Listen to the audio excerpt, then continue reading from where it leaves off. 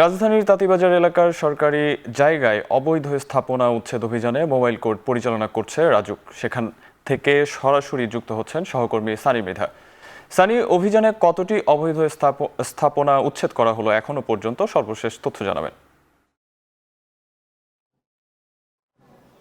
সাহাব, আপনাকে বলে রাখি যে এইখানে তাঁতীবাজারে যে বেলা 11টার দিকে যে অভিযানটা পরিচালনা শুরু করে রাজুক, সেখানে ধারাবাহিকতায় কিন্তু এখন যে ভবনটিতে আমরা রয়েছি, এই ভবনটির প্রায় 9 ফিট রাস্তা দখল করে ভবন নির্মাণ করা হয়েছে। একই সাথে এখানকার এই ভবনের যে নকশা, সেই নকশায় যে ছিল 8 তলা পর্যন্ত করার যে কথা ছিল, সেই 8 তলার বাইরেও তারা আরও একটি তলা বেশি করা, অর্থাৎ 9 তলা করার অভিযোগের ভিত্তিতে, এইরকম 2-3টা অভিযোগের ভিত্তিতে কিন্তু এই ভবনের কর্তৃপক্ষকে 3 লাখ টাকা জরিমানা করেছে রাজুক। এবং সেই জরিমানার ভিত্তিতে কিন্তু এখন এই ভবনটির যে বেশি অতিরিক্ত যে জায়গা রয়েছে, অর্থাৎ রাস্তার ভিতরে যে ভবনের জায়গা রয়েছে, সেই ভবনটি কিন্তু এখন রাজুকের যে এখানে ভাঙা হচ্ছে।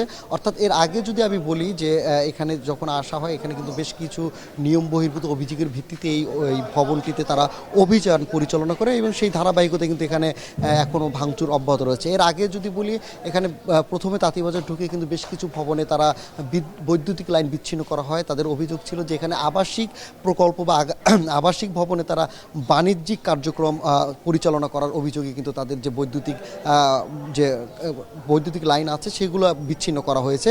বিশেষ করে তারা বলা হয়েছে যে এখানে যেহেতু ব্যবসার ধরনটি হচ্ছে স্বর্ণালংকার বেচা বিক্রি, সেই ধারাবাহিকতায় কিন্তু এখানে কোনো ধরনের ভাঙচুর না করে, অর্থাৎ কোনো ধরনের ভাঙচুর না করে কিন্তু তারা এই বৈদ্যুতিক লাইন বিচ্ছিন্ন করা হয়েছে।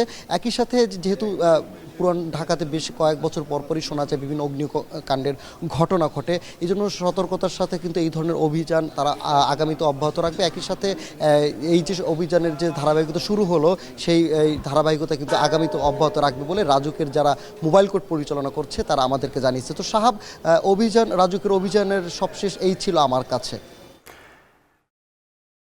রাজধানীর তাঁতীবাজার এলাকা থেকে আমাদের সঙ্গে যুক্ত ছিলেন সহকর্মী সানি মৃধা।